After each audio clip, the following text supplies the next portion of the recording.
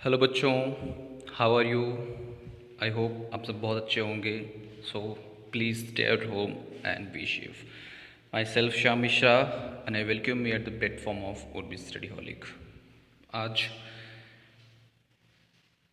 3 जून मैं इस लेक्चर को रिकॉर्ड कर रहा हूँ आप लोगों के लिए। और आप जानते हैं the world is suffering from world wide pandemic. बहुत ही ज़्यादा केसेस हैं, बहुत सारे लोग अपने घरों में दबे पड़े हुए हैं और इंसान इंसान को देखकर डर रहा है। ये एक ऐसी सिचुएशन क्रिएट हुई है बेटा आज के टाइम में, जो कि आज से लगभग 100 साल पहले 1918 में हुई थी।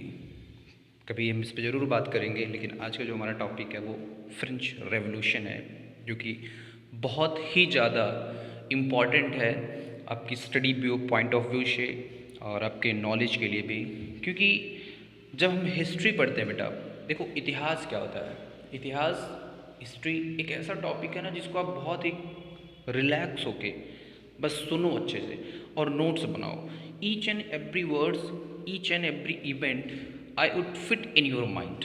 Just listen to me very carefully. आप बहुत ध्यान से मुझे सुनते चलिए। वादा करता हूँ आप सारी की सारी चीज़ें आपके दिमाग में हमेशा के लिए बैठ जाएंगी। चलिए, विश्व के इतिहास में फ्रांस की क्रांति का वही स्थान है जो कि भारतीय इतिहास में आप मॉडर्न हिस्ट्री का रखते हैं।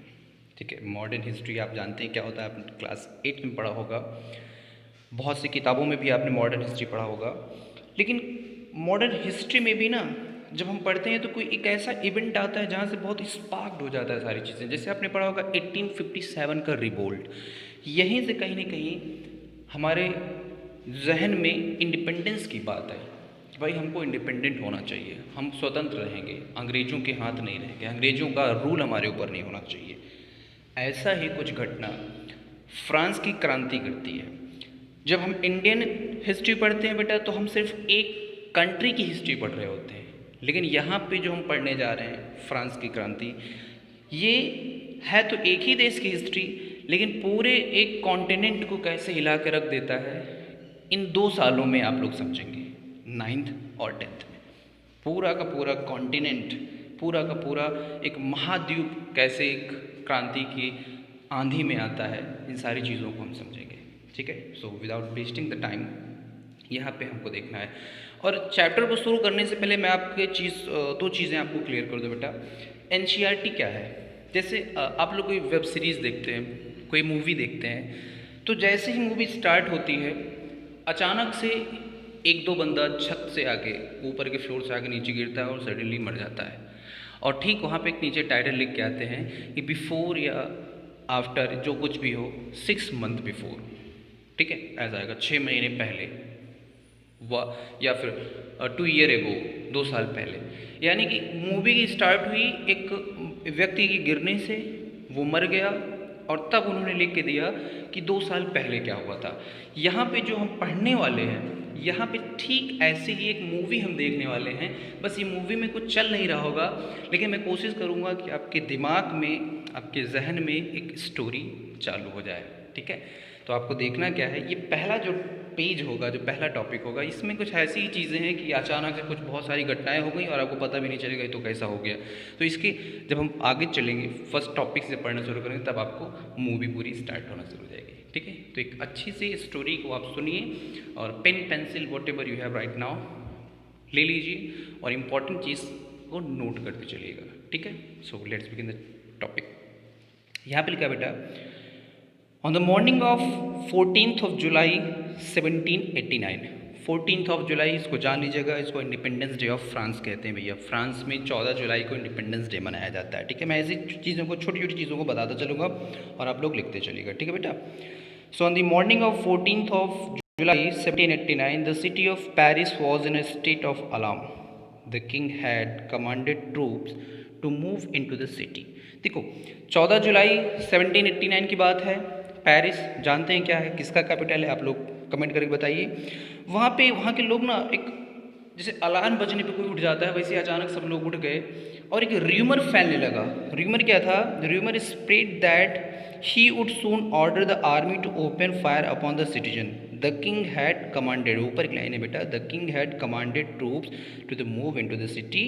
Rumour spread that he would soon order the army to open fire upon the citizen. लोगों के बीच में एक र्यूमर फैला, एक र्यूमर कि राजा ने अपने सैनिकों को शहर में आने का आदेश दिया है और बहुत ही जल्द वो सैनिकों को ये भी आदेश देने वाले हैं कि लोगों के ऊपर गोलियां चलाना शुरू कर दो, जलियांवाला बाग बना दो। ऐसा कुछ र्यूमर वहाँ पे होने लगा था।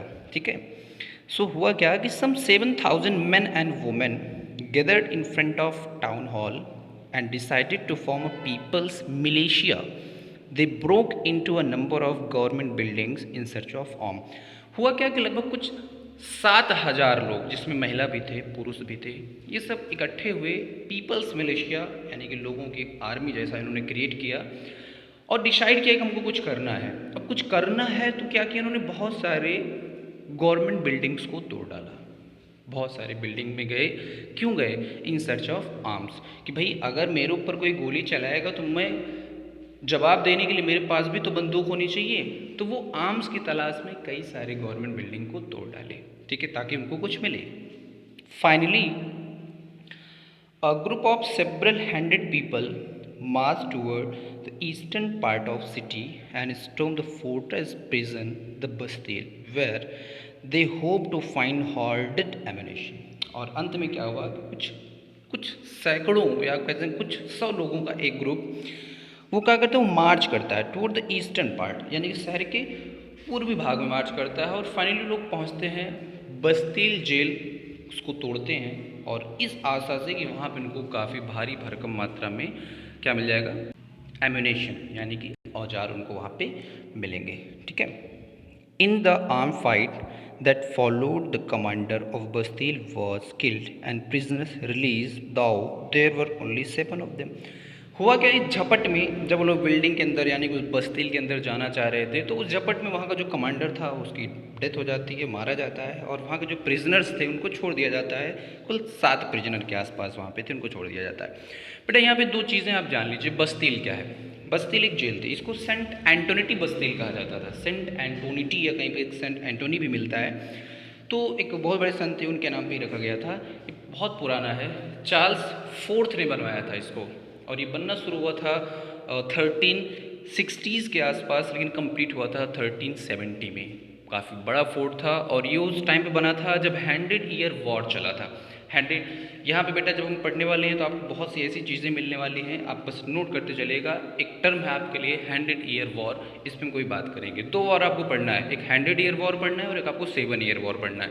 ज़्यादा इंपॉर्टेंट आपके लिए 7 ईयर वॉर है, क्योंकि वो बहुत रिसेंट होगा जब यहाँ पे आपके रेवोल्यूशन होता है। ठीक है, 7 ईयर वॉर आपके लिए बहुत इंपॉर्टेंट है। क्लियर? तो बस्तील के जेल में जब वो लोग गए, प्रिजनर को छुड़ा दिए और वहाँ के कमांडर की डेथ हो जाती है। ठीक है, सो होता क्या है, ये the Bastille was hated by all because it stood for the despotic power of the king. Here is the most important question of first page. पहले पेज का यहाँ पे एक इंपॉर्टेंट क्वेश्चन है, why Bastille was hated by all. Why Bastille was hated by all, यहाँ पे आता है कि बस्तील को क्यों हेट किया जाता है। मैं ये मान चलता हूँ कि आप लोग क्लास 9th में सीबीएसई स्टूडेंट हैं, आप इसको देख रहे होंगे, इसलिए क्वेश्चन भी लिखते चलिएगा बेटा। तो बस्तील हेट किया जाता था because it stood for the despotic power of king. राजा की निरंकुशता का प्रतीक था। अब निरंकुशता क्या होता है भाई? निरंकुश किसको कहा जाता है? एक व्यक्ति हुआ करता था फ्रांस में, बहुत ही फेमस था। उसने एक बार कहा था कि मैं ही राज्य हूँ और मेरे शब्द ही कानून हैं। उसने क्या कहा कि मैं ही राज्य हूँ और मेरे शब्द ही कानून हैं। ये फ्रांस के इतिहास में एक ऐसे राजा की मैं बात बता रहा हूँ बेटा, जिसने ना कि फ्रांस बल्कि पूरे यूरोप को ही झकझोर कर रखा था। Exactly I am talking about Louis 14th। उसने कहा था कि मैं ही राज्य हूँ और मेरे शब्द ही कानून हैं। ठीक है, तो वही इसलिए ऐसा माना जाता था कि बस्तील जो था वो राजा की निरंकुशता का प्रतीक था। भाई अगर कोई बस्तील चला गया तो समझ लो उसके साथ क्या क्या हो सकता है। यू कांट इमेजिन, कोई नहीं कर सकता क्या क्या हो सकता है। सो The fortress was demolished, and its stone fragments were sold in the market to all those who wished to keep a souvenir of its destruction. उसको डेमोलिश किया गया, पूरी तरीके से उसको तोड़ डाला गया, और उसके जो स्टोन फ्रेगमेंट्स थे उनको मार्केट में बेचा गया, स्पेशली उन लोगों के लिए, उन लोगों ने इसको खरीदा जिनकी इच्छा थी कि वो उसकी स्टोन पर सुरक्षित रखें ताकि आने वाले पीढ़ियों को बता सकें कि किस तरीके से किसी बस्ती हुआ करता था और किस तरीके से उसकी डिस्ट्रक्शन की कहानी थी। इस होप में बहुत सारे लोगों ने उसको रखा भी। ठीक है, सो नेक्स्ट टॉपिक देखते हैं बेटा। The day that followed was more right both in Paris and country side. वो जो दिन था या उसके बाद से जो दिन आए ना, वो काफ़ी दंगे भरी दिन हुआ करते थे। पेरिस में भी दंगा होता था। पेरिस फ्रांस की कैपिटल है, आप लोग जानते हैं। फ्रांस की कैपिटल तो थी ही, साथ साथ जो उसके आसपास के क्षेत्र थे वहाँ पे बहुत सारे दंगे होने शुरू हो गए। ठीक है, most people were protesting against the high price of bread. दंगों में जो ज़्यादातर लोग थे वो तो इस बात के लिए प्रोटेस्ट कर रहे थे क्योंकि फ्रांस में ना प्राइस ऑफ ब्रेड, रोटी की कीमत बहुत बढ़ गई थी, बहुत महंगी रोटी थी। Much later, when historians looked back upon this time, they saw it as the beginning of a chain of events that ultimately lead to a execution of the king in France. Though most people at the time did not anticipate this outcome. हुआ क्या बेटा, जब काफ़ी समय के बाद इतिहासकारों ने इसमें जाकर झांकना चाहा कि भाई देखे तो सही आखिर हुआ क्या था, क्यों ऐसा हुआ, तब उनको पता चला कि ये कोई सडन नहीं था। 14 जुलाई 1789 को जो बस्तिल तोड़ा गया, ये कोई एक सडन चीज़ नहीं थी, बस लोग उठे, उनको र्यूमर समझ में आया और जाके उन्होंने बस्तिल झील को तोड़ दिया। नहीं, उनको इतिहासकारों को पता चला कि ये तो बहुत लंबा चेन था। It was a chain of event, घटनाओं का एक क्रम चला आ रहा था। बहुत लंबे समय से कई सारी घटनाएं हो रही थी और ये उसका एक, आप कह सकते हैं, एक अहम पड़ाव था। लेकिन उस समय तक बहुत सारे लोगों ने ये उम्मीद नहीं की थी कि इस दंगे का या इस घटना का, 14 जुलाई की जो घटना हुई थी, इसका जो आउटकम होगा वो वहाँ के राजा का सूली पर चढ़ना होगा। एग्जैक्टली लुई 16वां की मैं बात करूँगा, जिनको अभी हम लोग पढ़ने वाले हैं इनके आगे वाले सेशन में। उनको जब सूली पर चढ़ाया गया, या आप कह सकते हैं उनको फांसी दिया गया था, कोई ये नहीं सोचा था कि 14 जुलाई 1789 की घटना का संबंध ये हो सकता है कि यहाँ के राजा को ही फांसी पर चढ़ाया गया है। ठीक है, किसी ने इस बात की उम्मीद नहीं की थी, आशा नहीं की थी, एंटिसिपेट नहीं किया था। How and why did this happen, ऐसा क्यों हुआ और कैसे हुआ, इन सारी बातों को हमको डिस्कस करना है। और चूँकि आज फर्स्ट डे है